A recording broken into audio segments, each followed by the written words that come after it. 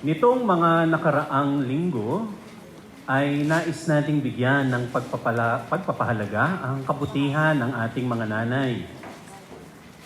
Ngayon, kung nais talaga nating parangalan ng ating mga ina, kailangan na wag lang natin sila bigyan ng pagbati, wag lang natin sila bigyan ng mga regalo dahil Mother's Day. Ang totoong parangal sa mga ina ay ang matuto at maunawaan natin ang kanilang ginagawa. Yun ang mas malalim na pagpaparangal, yun ang mas malalim na pagpapahalaga sa mga ina. If we really want to honor our mothers, we have to understand the meaning underneath all the things mothers do. Kaya mga kasama, mga kapatid, pag-aralan natin ang pagmamahal. Pag-aralan natin ang pagsusumikap, ang maraming pagsusumikap at mga sakripisyo ng ating mga ina. And we will have a better appreciation of this concept as we revisit a story between Jesus and a mother.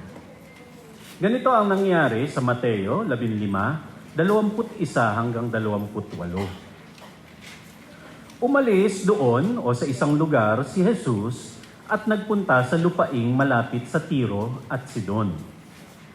Isang Kananea ang nakatira doon at siya'y lumapit sa kanya na sumisigaw, "Panginoon, anak ni David, maawa po kayo sa akin. Ang anak kong babae ay sinasapian ng demonyo at labis na pinahihirapan nito." Ngunit hindi sumagot si Jesus. Lumapit ang kanyang mga alagad at sinabi kay Jesus, "Paalisin na nga po ninyo yung nanay na yan. Paalisin nyo na nga po siya. Napakaingay niya at sunod ng sunod sa atin." Sumagot si Jesus, "Sa mga naliligaw na tupa ng sambahayan ng Israel, lamang ako isinugo." Ngunit lumapit sa kanya ang babae, lalo siyang lumapit kay Jesus. Lumuhod ito at nagmakaawa, "Tulungan niyo po ako, Panginoon." Sumagot muli si Jesus, "Hindi dapat kunin ang pagkain ng mga bata at ibigay sa aso." Sumagot ang ina, "Totoo nga, Panginoon.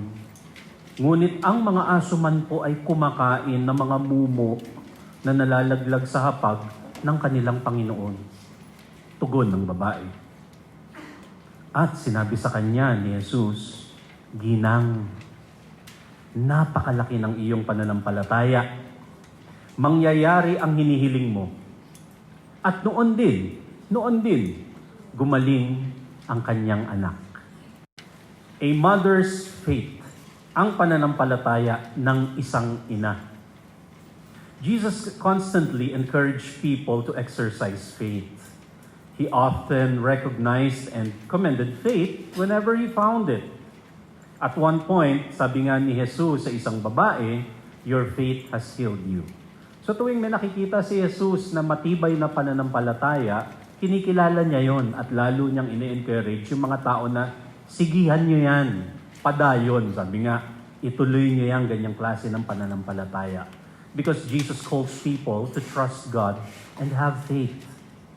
Now, many people think that having faith means being perfectly religious. Laging nako-correlate kasi na ang lakas-lakas ng faith mo. Pag naririnig yun, ang naiisip kagad ng mga tao ay relihiyoso. Pero hindi lang yan ang faith. Ang faith, hindi lang yan yung hindi umiiyak, parang antibay-tibay niya, ang tatag-tatag niya, kasi ang lakas-lakas ng faith niya. Hindi lang ganun yun. Hindi lang yung parang hindi ka natitinag dahil may problema ka. Actually, ang mga taong may faith, marami nga silang problema. Pero lalo silang nakakatayo because of faith. And this is what we want to learn from this story. Mas maiintindihan natin ang malalim na larawan ng pananampalataya pag tinignan natin ang pinagdadaanan ng mga nanay. The mother in the story showed us that faith can also look like crying. Pwedeng umiiyak yan, pwedeng nagmamakaawa, pwedeng may hinihingi, begging, and yet still remain steadfast. At yan ang larawan ng mga nanay. This story, mga kapatid, this story shows us a remarkable example of faith expressed through a mother's love. Nagkakaroon ng kulay, nagkakaroon ng unique na meaning yung salitang faith pag tinignan natin siya sa pananaw ng pagmamahal ng mga ina. So, let's walk through the story again together and seek God's wisdom. Isa-isahin ulit natin yung yugto ng maikling kwento na yon. Matthew 15:21. So Jesus left Galilee and went north to the region of Tyre and Sidon. A gentlewoman, or a Gentile woman, who lived there came to him pleading, "Have mercy on me, O Lord, Son of David, for my daughter is possessed by a demon that torments her severely." Pag tinignan nga natin itong kwento na ito sa pananaw ni Matthew, or ni Mark rather, kasi binabasa natin yung version ni Matthew, but if we will look at Mark, merong nakalagay nga doon na actually ayaw ipaalam ni Jesus sa mga tao na naroon, na nandun siya. And that's very Jesus at the very beginning of His ministry. Hindi niya pinapublicize yung appearance niya sa mga lugar. Lagi niya sasabihin, huwag niyong ipagsabihin na nandito ako, manahimik kayo. Very quiet siya. Ganon si Jesus. And nung pumunta siya sa Tyre and Sidon, it's the same way. Inililihim niya yung pagpunta niya dun sa lugar na yon. Ngayon, tignan niyong mabuti. Sa kabila ng lahat ng paglilihim na yon, yung nanay nalaman pa rin niya na nandun si Jesus. Kasi that's what mothers do. Mothers find ways for the family. Ganun ang mga nanay. Hindi alam ng lahat yung nanay nakagawa na ng paraan. Si Jesus, todo ang paglilihim niya, bilin niya na mahigpit sa mga disciples, huwag niyong pagsabi na nandito tayo. Pero yung nanay, pag-appear nila doon, Lord, biglang lumapit ng gano'n. Ay, anong ginagawa mo dito? Kasi nga, gano'n ang mga nanay, di ba? Gagawa ng paraan. Bago pa na-invento yung slogan na we find ways. Ang original niyan, mothers find ways. There are countless stories. Ang dami-dami na nating narinig ng mga kwento, di ba? Yung mga nanay na mahirap sila, pero gumawa sila ng paraan para sa mga anak na makapagtapos ng pag-aaral, makapagtaguyod ng kanilang sariling pamumuhay. At maaaring tayo mismo, ganun ang mga kwento natin. Lahat ng yon ginawa ng mga ina. Ang dami-dami nating matututunan sa kanila. Again, I would like to point out, yan ang isang malinaw na lesson ng faith. Ang isang malinaw na example ng faith, gagawin ng ina ang lahat. Pag walang pang tuition fee, lalo na nung panahon, noong araw, yung hindi ka makapag-exam, pag wala kang resibo, na nagbayad ka ng tuition fee, alam niyo yung mga panahon na yon, ano ang tawag nila doon? No permit, no exam. May mga ganun noon, hindi ka makapag-take ng final exam mo hanggat di ka bayad ng tuition. Yung nanay gagawa ng paraan. Kulang ng budget, kulang ng budget sa pamalengke. Yung 100 na budget ng nanay, makakapag-sinigang yan. At yung sinigang niya, meron pang dagdag na ulam yan. At may sukli, magtataka ka. Gagawa sila ng paraan. At eto pa, alam niyo yung picture ng alas 9 ng gabi, linggo, alas 9 ng gabi, biglang kakalabit yung anak, makailangan daw ng kartolina bukas. Alam niyo yung ganon? Pero yung anak nga, kinabukasan, may kartolina naman pagpasok ng school. Kung kailan sarado na lahat ng tindahan dahil nga linggo ng gabi, wala na talagang bukas. Pero may kartolina pa rin yung anak kinabukasan. Ganon ang faith. Ang linaw ng example na yun sa mga nanay. O di ba sabi nga nung kanta, di ba? Sabi nga nung kanta, God will make a way where there seems to be no way. Personally, pagka pinag-iisipan kong mabuti, I think, and I attribute this to the Lord.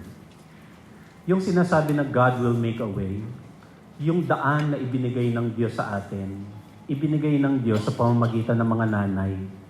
Kasi nga yung mga nanay, ang dami nang nagawang paraan.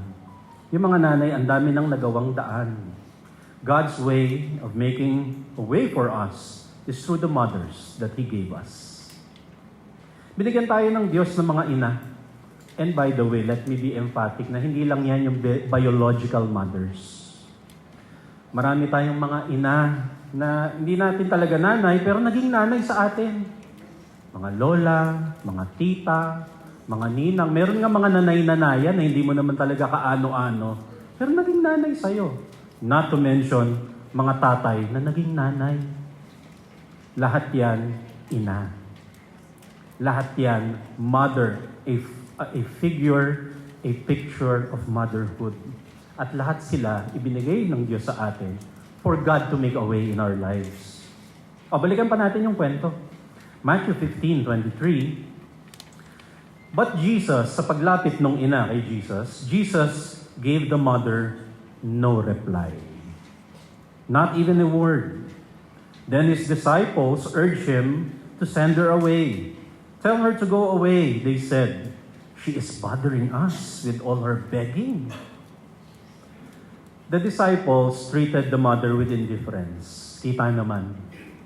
Kasi nga, bukod sa gusto siyang itaboy, talagang nayayamot na sila. At kanina pa yan, hinihingi, ang ingay-ingay, nadidisturbo tayo. So yun pa lang, medyo nakaka-discourage na.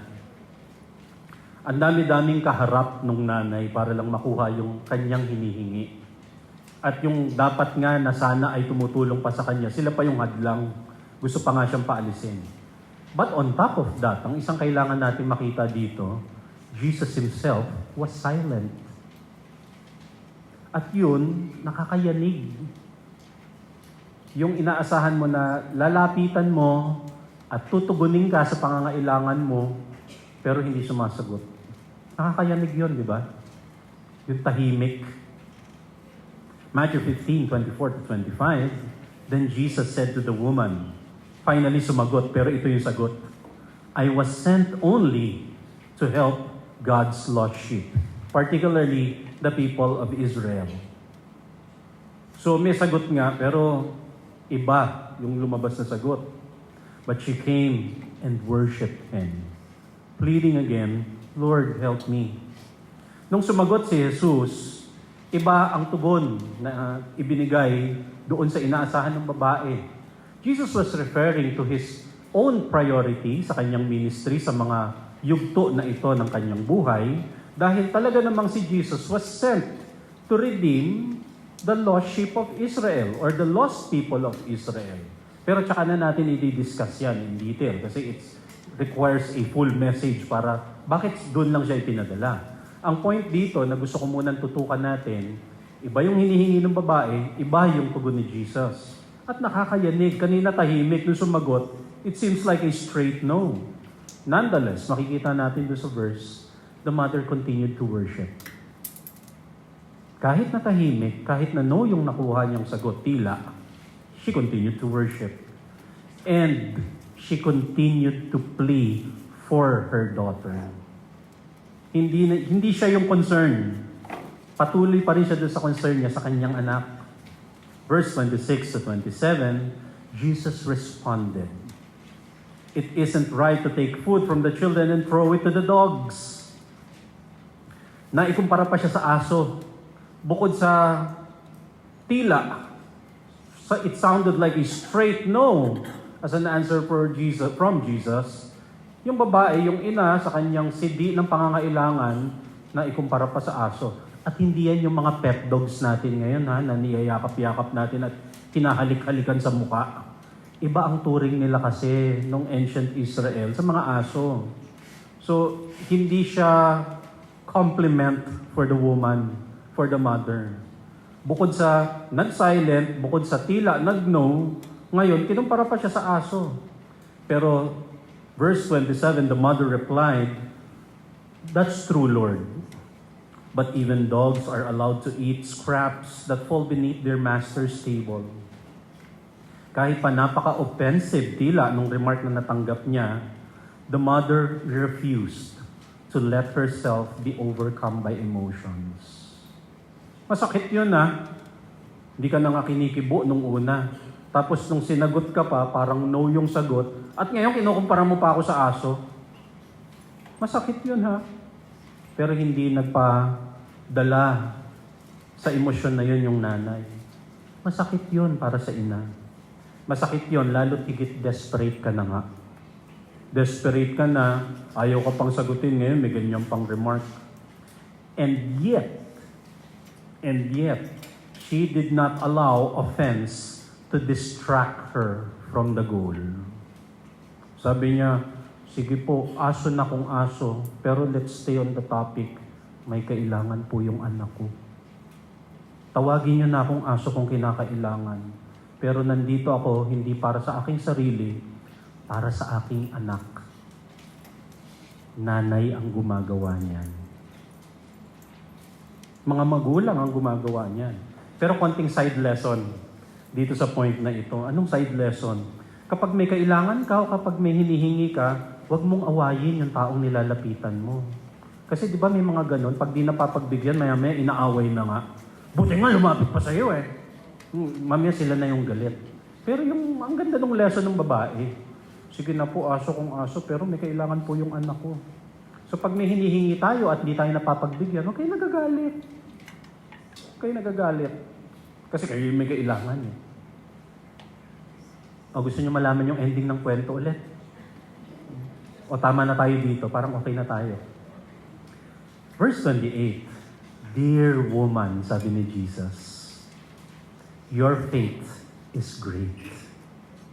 What sounded like a straight no, what sounded like a complete silence from Jesus, was actually, kung tutuusin, pag tinignan natin yung kwento, it was actually an observation.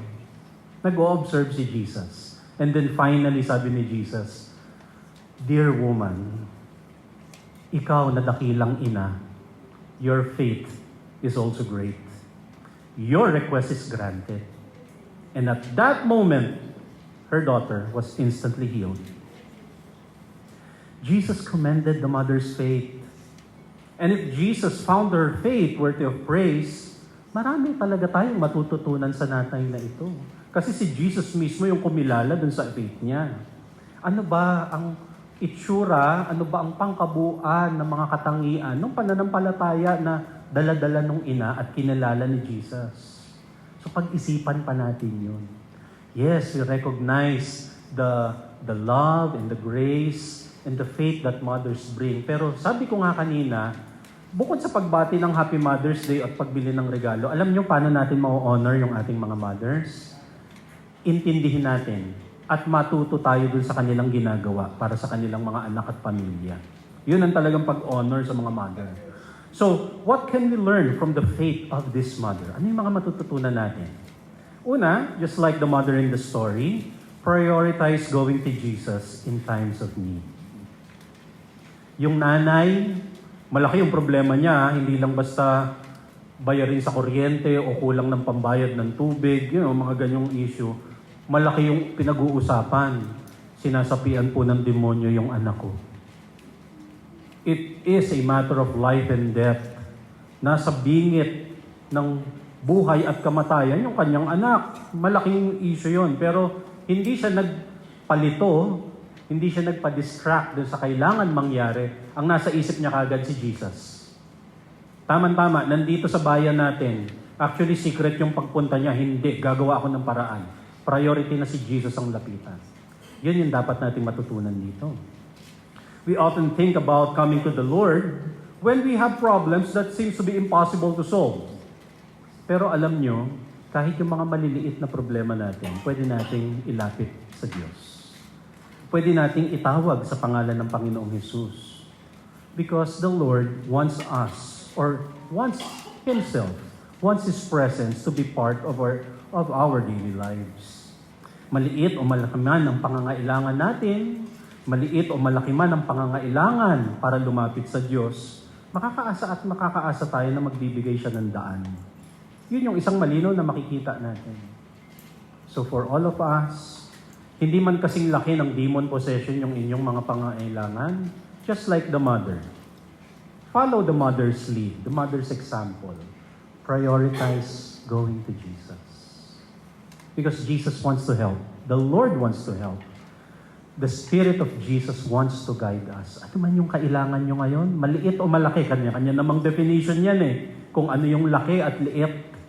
Ang priority dapat, ang mindset dapat, unahin nating lumapit sa Diyos.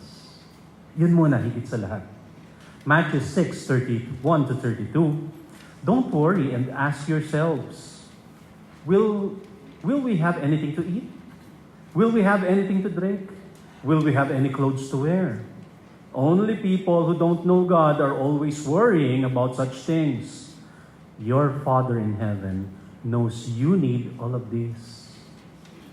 Huwag magpalito na pagka may kaunting kailangan, anong kakainin natin? Anong isusuot natin? Anong pambayad natin dyan? Ano ang pambili natin sa ganito? Nagpapalito. Sabi ng Panginoong Hesus, yung ganyan mag-isip, palibasa nga kasi hindi nila kilala ang Diyos. Kung talagang kilala nyo ang Diyos, mga kapatid, kung talagang kilala nyo ang Diyos, alam nyo dapat na alam niya yung kailangan nyo.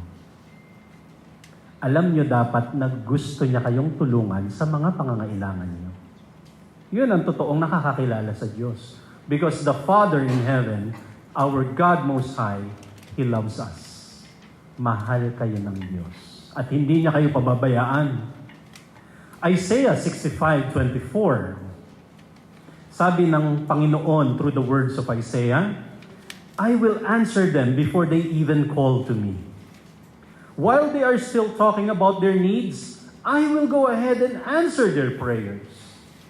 Yung nakakakilala talaga sa Diyos, alam yung katangian niya na yan. Humihingi ka pa lang, hindi ka pa tapos sa sentence mo, sasagot na ako. Nagbubukas ka pa lang sa prayer mo na, Lord, pwede po bang, nandun ka pa lang sa bang, sumasagot na ako anak, kasi alam ko yung pangangailangan nyo. Kilalanin ng Diyos. He wants to bless us. He wants to help us. Prioritize going to the Lord. Ano pa ang mababaon natin from the nanay?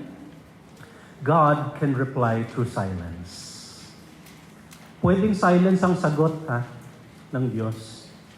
Yung silence na sagot, pareho lang yun ng yes at saka ng no. Inaasahan kasi nating sagot lagi, yes. Or minsan, maasa rin tayo ng sagot na baka no. Pero pwede rin silence ang sagot. The mother's faith was not tested by effort alone. It was also tested by silence. And when the need is severe and urgent, silence can be daunting. Nakakayanig, sabi ko nga, ang silence. Pagka urgent na urgent, yung kailangan mo. Pag desperate ka, ang inaasahan mo, straight na sagot yes or no. Pero pag silence ang sagot, di ba, nakakayanig. But we must consider that kahit pa silence, sagot din yun. At may nangyayari pagka silence yung sagot. Silence does not mean that God is ignoring you. Silence can actually mean that God is working on you through the silence. Hindi naman ibig sabihin silent, walang sagot Pwedeng doon sa silence na yun, pwedeng doon sa pananahimik na yun, may tinuturo na agad ang Diyos. So ikaw, nagpapanik ka, desperate ka, urgent ang iyong pangangailangan, ang dami mong gustong i-appeal, Lord, ganito, ganyan. Lord, dapat sana ganito, etc., etc. Yung silence, pwede kasing message yun ni Lord na manahimik ka muna. At kagaya ng lagi nating ginagawa, maaari ang sinasabi ni Lord sa atin, anak, inhale, exhale. Manahimik ka muna. So, the silence itself is already an answer. It doesn't mean that God is ignoring you. Meron na siyang sagot through that silence. Ang pangako, Philippians 1:6. I am sure that the good work God began in you will continue until He completes it. He will be faithful to complete the work that is done in us. Hindi siya basta-basta mangiiwan. Kahit na parang, ba't ang silent? Parang, ano ba talaga ang sagot? Ang tagal-tagal ko nang pinagpe-pray ito. Gano'n na ba katagal? Kaninang 7 a.m. Kanina ka lang palang naman nagsimula pala. Prayer na yan. Kasi yung quiet nakakayanig ang silence. Pero sabi, magtiwala ka. Kung ano man yung sinimula na kabutihan sa iyo ng Diyos, tatapusin niya yun. Kukumpletuhin niya yun. And so, my friends, mga kapatid, mga kapamayanan, trust God's silence. magtiwala tayo sa katahimikan na ibinibigay sa atin ng Diyos. Romans 8:28, we know that in everything, God works for the good of those who love Him. God will always work for the good of those who love Him. Lagi siyang nasa panig, lagi siyang nasa ikabubuti natin. Kaya kahit tahimik, parang tila walang sagot, sasabayan mo pa ng patutug ng natutulog ba ang Diyos? No. Trust God's silence. Another lesson that we can baon, love should make us resourceful. Kagaya ni nanay dun sa story, napaka-resourceful ni nanay. The mother's faith did not make her passive. Faith made her resourceful. So isang pagtingin din yon sa pananampalataya. You want to have faith, then be resourceful. You want to exercise faith, then exercise resourcefulness.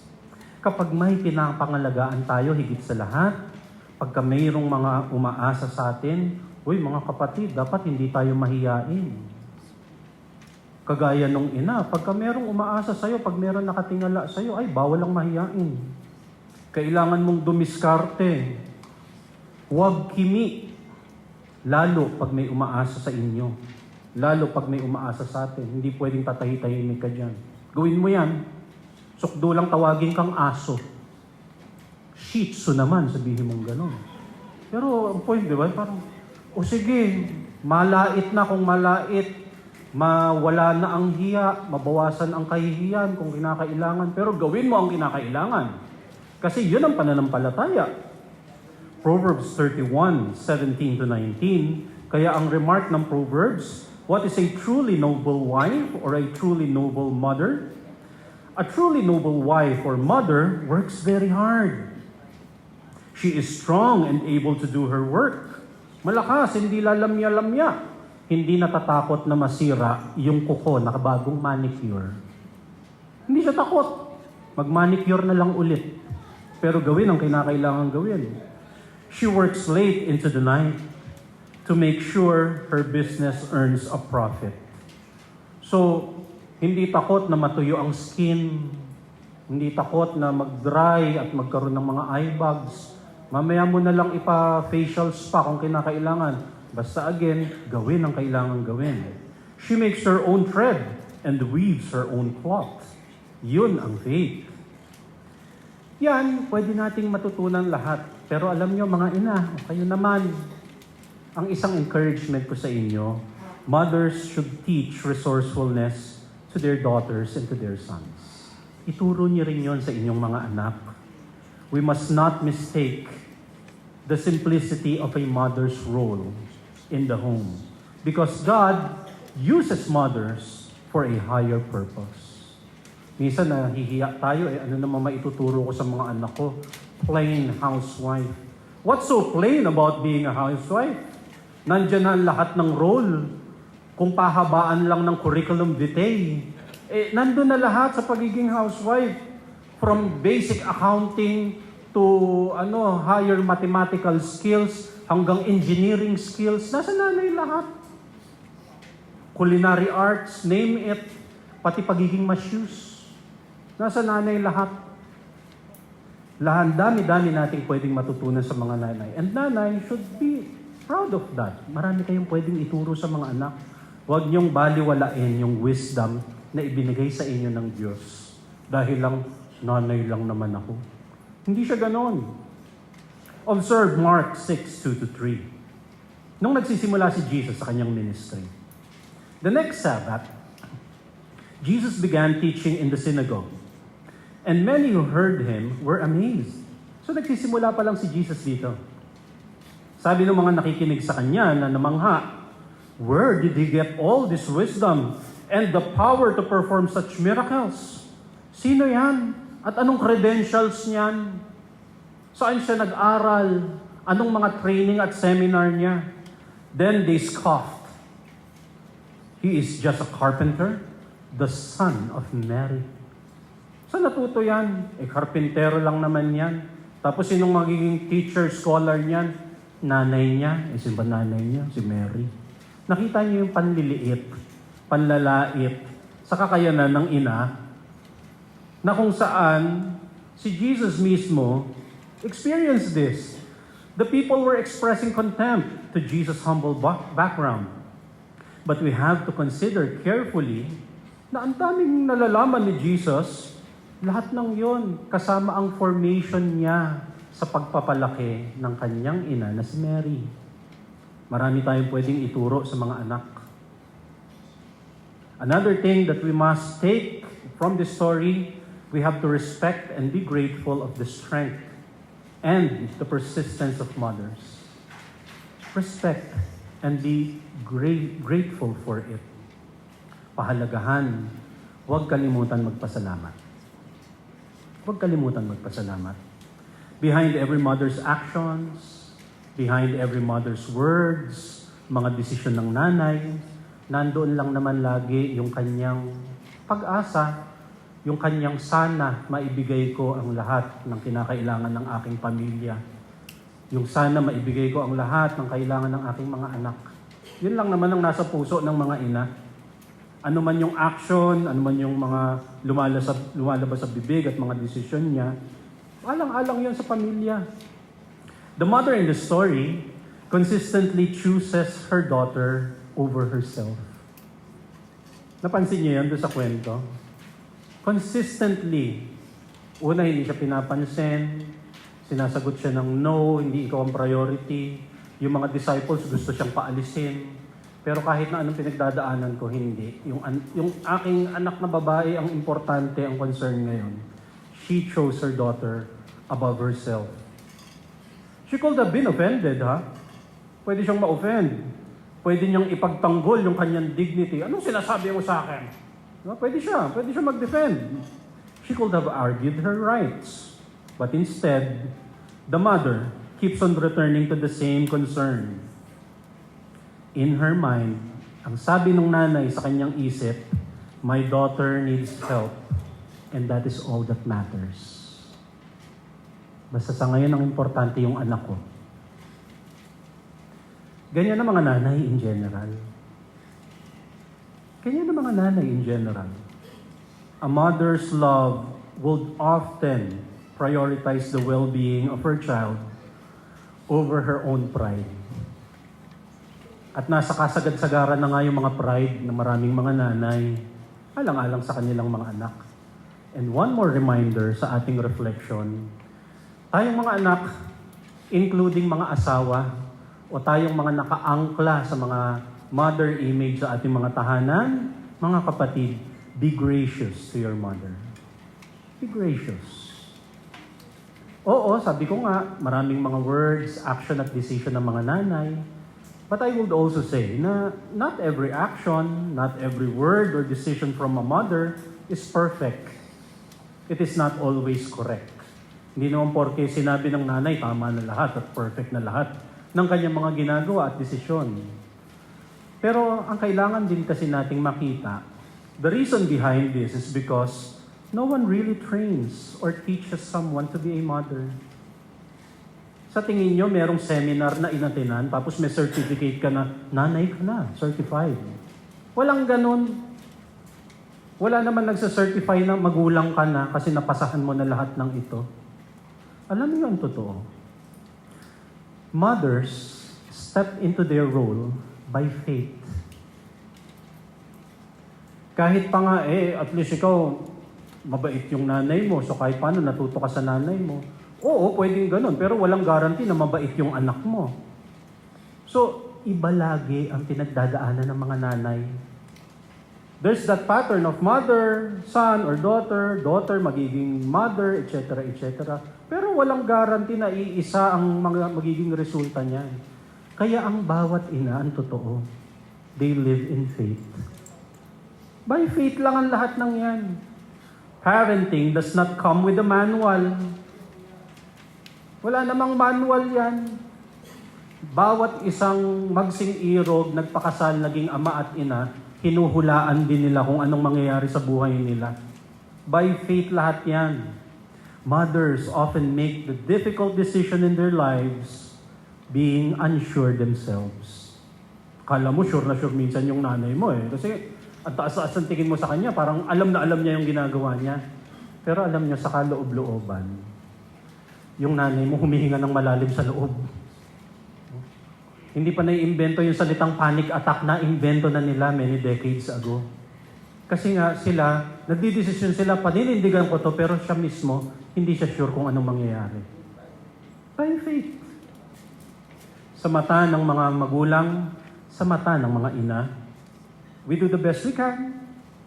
We do what we can do. And we leave the rest to God. Yun ang mother's faith. Ang dami-dami nating mababaon from this story. Ang dami-dami nating matututunan from our mothers.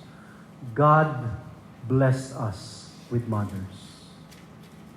Kaya kung may nanay sa tabi mo ngayon, kung meron kang mga ina na, alam mong ina na nasa paligid mo, nasa likod mo, nasa harap mo, i-bless mo siya ngayon.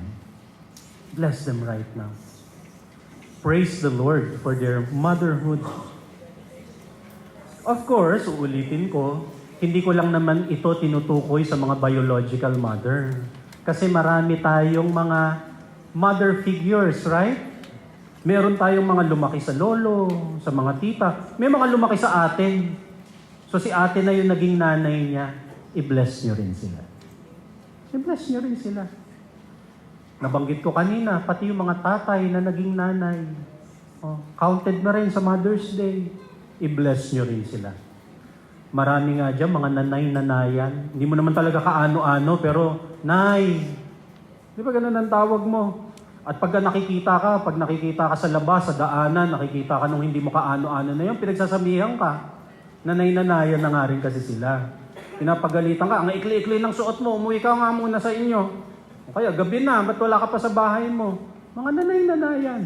Lahat sila, mga kapatid, ginamit ng Diyos para i-bless tayo. We are blessed. God blessed us with mothers.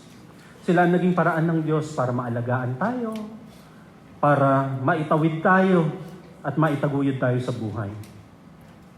So, we praise and we acknowledge the Lord Most High, but we also honor our Lord Most High, our God Most High, by honoring our mothers. Kasi siya ang nagbigay nun sa ating lahat.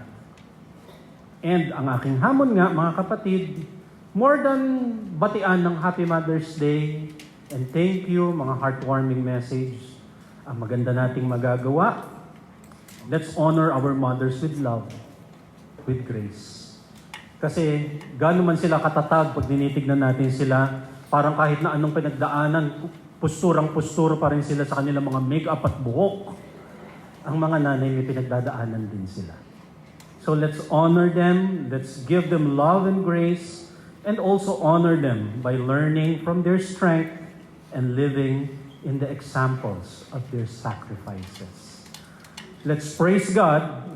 Yes, let's praise God. Let's praise God now by honoring, giving thanks to our mothers and all the mother figures in our lives. Father, marami pong salamat sa mga ina sa buhay namin. Salamat sa mga asawa, salamat sa mga lolo, tita, ate, mga tatay na naging nanay, mga nanay-nanayan. Thank you, Lord. Ngayon nare-realize namin na ang dami pala naming blessings through them. At kung dumating man yung mga pagkakataon na parang tila kulang kami sa biyaya, kulang kami sa pagpapala, ipaalala niyo po sa amin lagi, we are already blessed. You have already blessed us with so many things through our mothers. And we will continually look up unto you, our Lord, knowing and believing that you will always bless us, you will always make a way for us, and you will do this. You can do this through the mothers in our lives. Teach us to learn their strength and their wisdom, at yung mga mabubuting halimbawa ng mga nanay sa aming paligid, baunin namin, isabuhay namin sa ikatataas ng inyong pangalan, sa pangalan ng Panginoong Jesus. God bless you all. Happy Mother's Day.